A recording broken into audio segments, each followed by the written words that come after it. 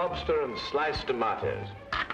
Could one possibly conceive of a more ideal marriage, Watson? Romeo and Juliet were clearly mismated by comparison. Oh, Watson, aren't you going to join me?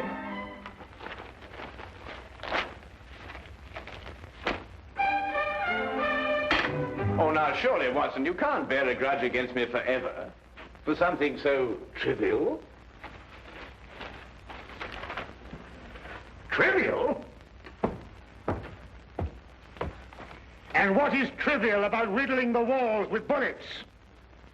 I do not agree that I riddled the wall, as you so violently put it.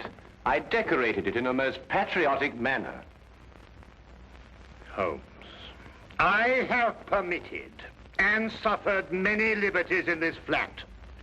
First you make those evil-smelling gases. Then you shatter my nerves with those ridiculous disguises. But you, even you, have never covered your activities under the banner of patriotism. Yes, but VR of the Queen's initials. I was only celebrating Her Majesty's birthday. Celebrating Her Majesty?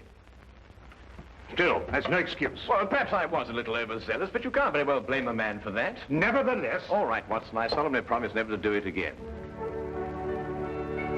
Oh. Well. And lobster and tomato for breakfast. Who ever heard of that? I must say, it looks jolly good, huh? Do you really mean to say you're going to join me? Yes, please. Oh, come on, then.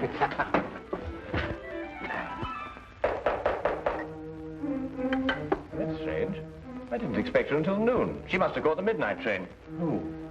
You'll meet her in a minute. Oh. Now, I wouldn't want her to feel that she was intruding.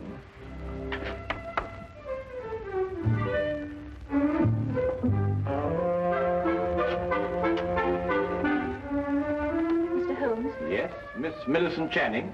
Yes. I wrote you that I'd be here at noon, but I didn't want to lose any time. I took the midnight train. I understand. Won't you come in? This is my good friend and associate, Dr. Watson. How do you do? How do you do?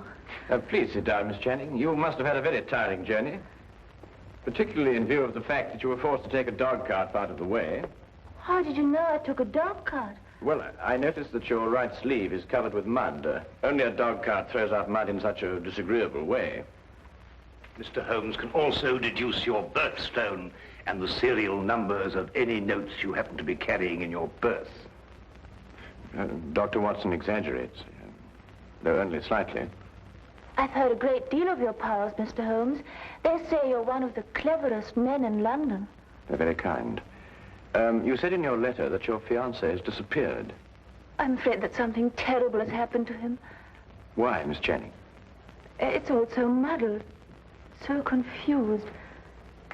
Several days ago, I was expecting him for dinner. He didn't arrive. I was worried, and I went to his lodgings.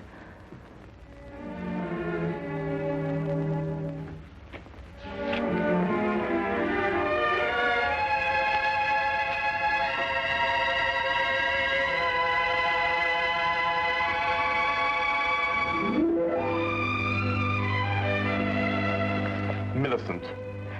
They say of Mom it won't come to the mountain. Good heavens, we had a dinner date. At 8 o'clock. Oh, you must forgive me. I've been so deep in this, it completely slipped my mind.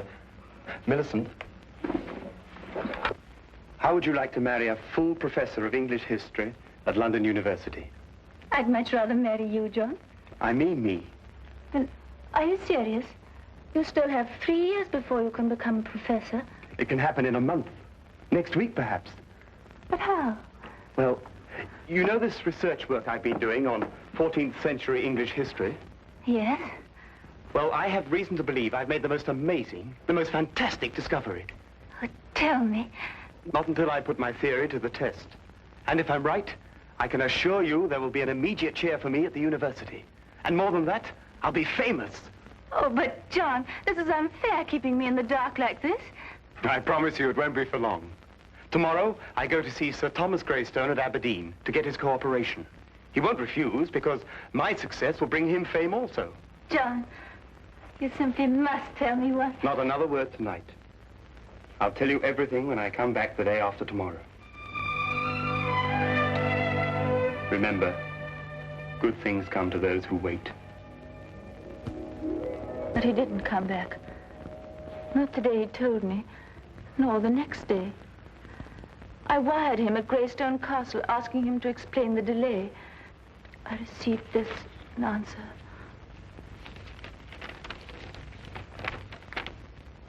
John Cartwright, unknown here. Signed, Greystone. I didn't know what to make of it, Mr. Holmes. Finally, I decided to go up to Aberdeen and talk to Sir Thomas Greystone himself. He must have been mistaken.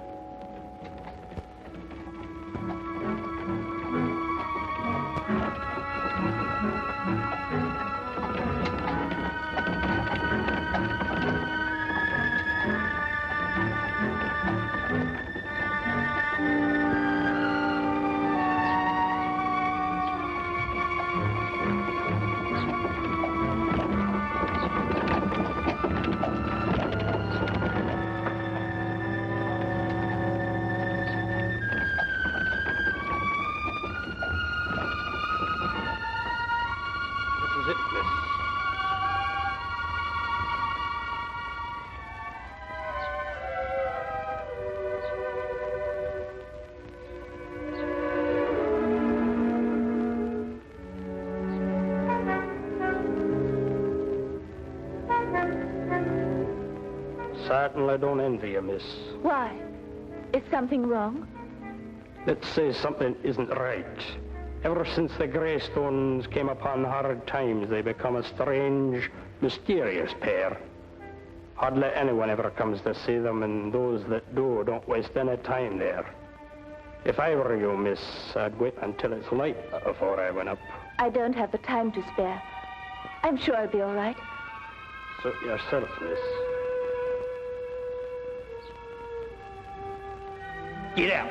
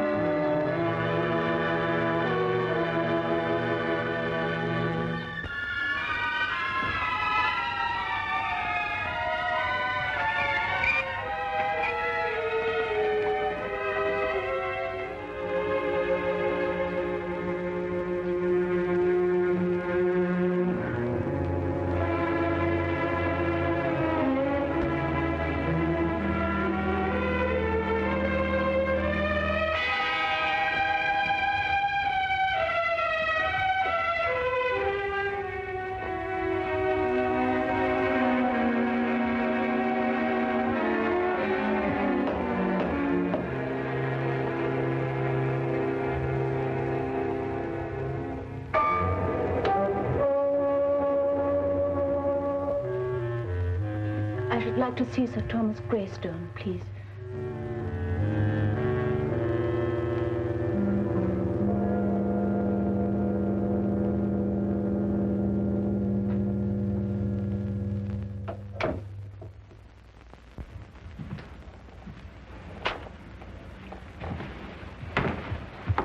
My name is Miss Channing. Would you please tell him that... Miss Channing, is it? The lady who sent the telegram? Yes. I hope you don't think me foolish coming here in this way, Sir Thomas. Walter Greystone is my name. Sir Thomas is my father. If you've come to make further inquiries about your Mr. Cartwright, yes, I'd say you were foolish. We've absolutely no knowledge of the gentleman. But I can't understand it. He told me he was coming here to speak to Sir Thomas. About what? About a discovery he made while doing some historical research.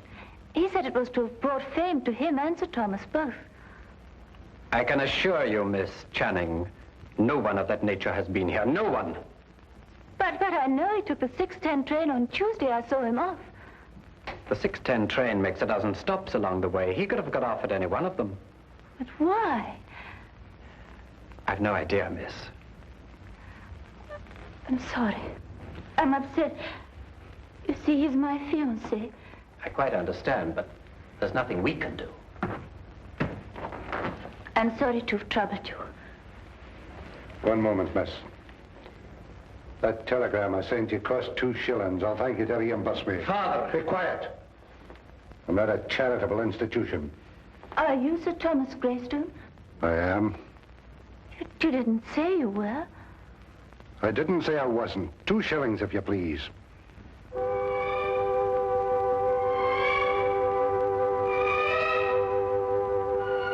you. Good night, to Miss Channing.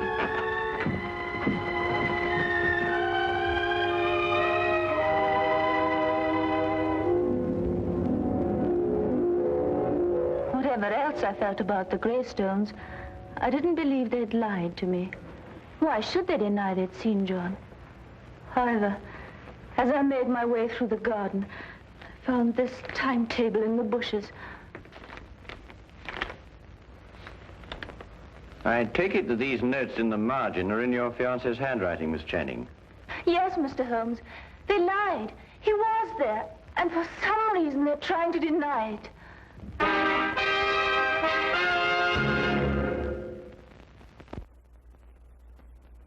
He had evidently asked directions to the castle and jotted them down in the margin. Well, it's perfectly evident the Greystones are lying, but why? Here's somebody offering them a chance of fame, they refuse it. There are other considerations more imperative than fame, Watson. Well, what other considerations, for example? That is our problem. You will help me, Mr. Holmes. I'll do my best, Miss Channing. Oh, Watson, the 14th century contained the reigns of what kings? Wait a minute, 14th century? There were some Henrys, and Richard II, of course. Richard II. He was executed, wasn't he?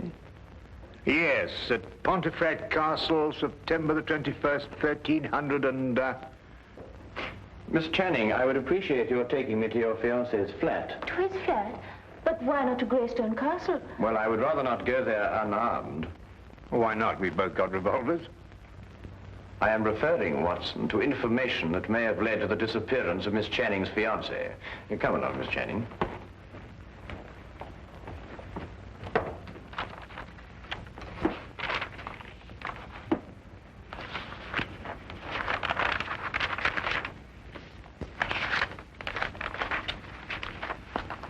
Well, I can't find anything there.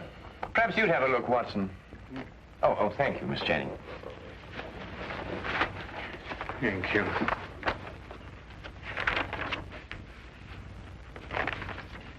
Aha! So this is what Cartwright found so exciting. What is it, Holmes? Well, he certainly deserves his professorship if he understood this. Listen. This pledge unto Richard, I, Richard, do make. To return unto Richard, switcher from Richard I take. Let a Richard look on the northern stair, then 6 and 7 is not fair. Press on and through and tune for 10. Beware thou do not linger then. If thou art in and wist ye moot get out, smite eke the lion upon the snout. Meter and rhyme, perfect. Oh, what's it mean? Well, it's simple enough, Watson. Look here, Holmes, sometimes I think you'd say that a trip to the moon on an umbrella is simple. Yeah. Well, analyze it piece by piece. The first part is nothing more than a receipt. A receipt? Certainly. This pledge unto Richard, I, Richard, do make, to return unto Richard such things as I from Richard take. Well, apparently Richard had entrusted his possessions to a loyal friend, and he had received his promise that they be returned. Yes, I see that. The rest of the inscription merely tells him how he may get his possessions back. Hence, let Richard look upon the northern star. A sort of map, so to speak. Quite so. Well, but what's all this got to do with Cartwright's disappearance? Well, in Wilkinson's biography of Richard II, it is mentioned that one of the king's most loyal supporters was Richard Greystone, the original owner of Greystone Castle. Cartwright must have had the idea that Richard had left his possessions with him. So he went up there to prove it. Yes. But that still doesn't answer why John hasn't come back. That answer, Miss Channing, may only be secured at Greystone Castle.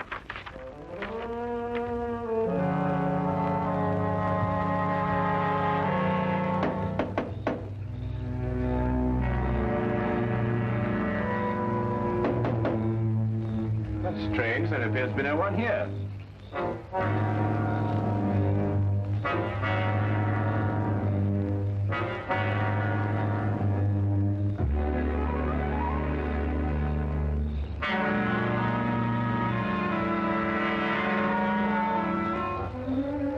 I'll go round and let you in. Aye.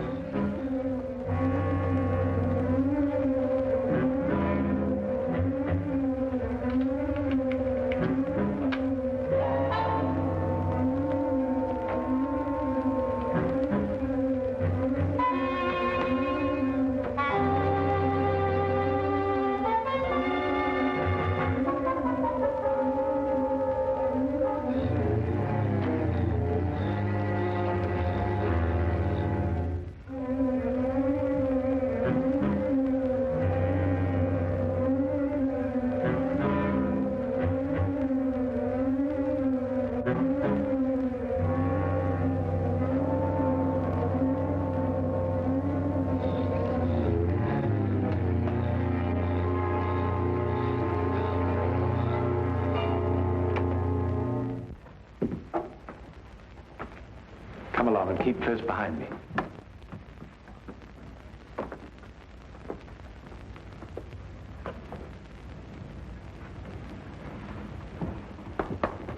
This pledge unto Richard, I, Richard, do make, to return unto Richard, switch from Richard I take. The lower half appears to have been destroyed by fire. But there's every chance that King Richard's possessions may not yet have been found. No, they haven't. So you brought help, Miss Channing. Where is he? What have you done with him? He's in safekeeping, in the tower. Since you're here, perhaps you can persuade Mr. Cartwright to tell us the secret of the Greystone inscription. We shall do nothing of the sort. He's got some idea of returning Richard's possessions to the Queen for a birthday present. They're worth a fortune, and they're rightfully mine. They rightfully belong to the crown. We won't argue rights and wrongs. Weigh this well. If you can't persuade Mr. Cartwright to talk, then not one of you will leave this room alive. In that case, I will not hang my fate on another man's decision. I'll lead you to King Richard's possessions myself. Holmes! Why be killed over a museum piece, Watson? Let's re-examine the pledge. This pledge unto Richard, I, Richard, do make, to return unto Richard the such as from Richard I take. We can understand that much without your help. Go on. The meaning is perfectly clear. Whatever treasure may be hidden here belongs to the royal family and to nobody else. Let Richard look on the northern star. Well, that gives us the direction. Does it? One can look at the North Star from any point in this hemisphere. Your ancestor knew that. He said, let Richard look. And he meant this Richard. In other words, the direction may be found by facing north from this very spot. I am now facing due north. Then 6 and 7 is not far. What does that mean? Merely to pace off 13 steps. 1, 2, 3, 4, 5, 6, 7, 8, 9, 10, 11, 12, 13. Press on and through and down for 10. Press...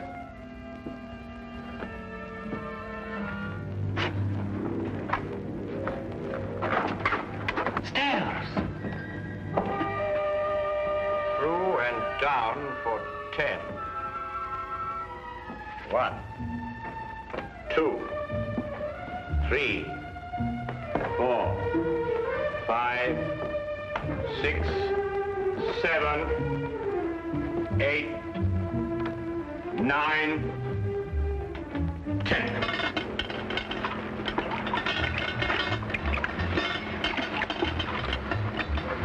Here it is.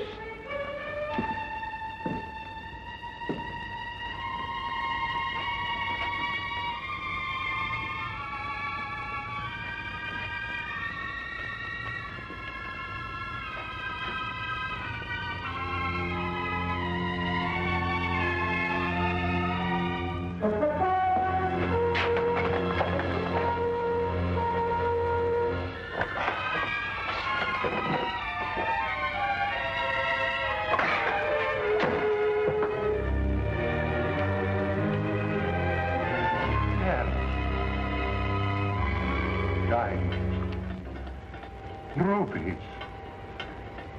Pearls, at last. I've been waiting for this moment for years.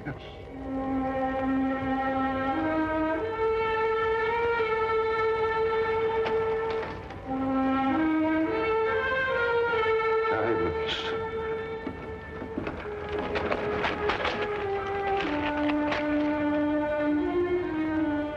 Rubies.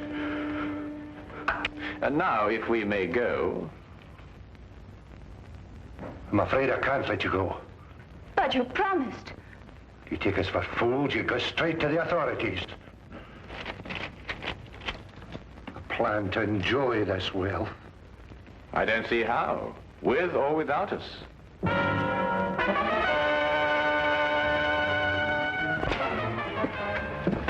It seems your ancestors arranged for intruders. You knew this? I suspected. Then you must know the way out, otherwise you wouldn't have come in. Tell me at once, man, or I'll shoot you down where you stand.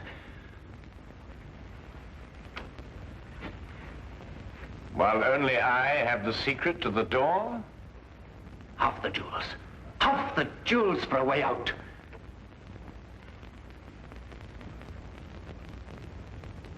All of them. Show us how to get out, and we'll let you take them all. No. No, they're mine. Not one. Not a single gold piece. Are you daft, man? You want to rot here forever? The treasure's mine. The treasure's mine. You can't let them have it. Pay no attention. Give me the gun. You can have the treasure. Just the gun, please. The last two lines of the inscription read, as I recall, if you're in and can't get out, strike the lion upon the snout.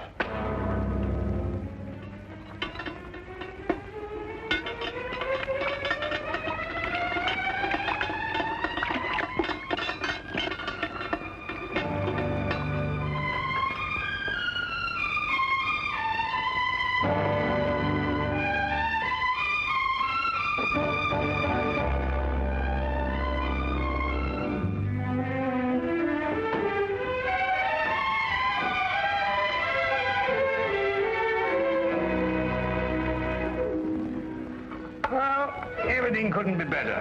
The Greystones are in prison, the Cartwrights are together again, and you and I are feasting on cold lobster and tomatoes.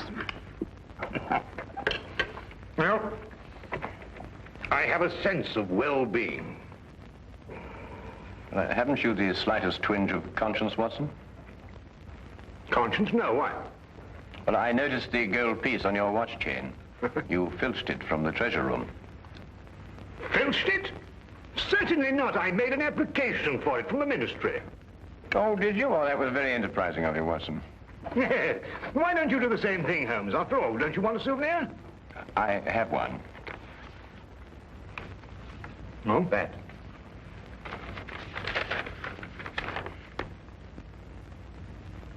But Holmes, a personal letter of thanks from Her Majesty.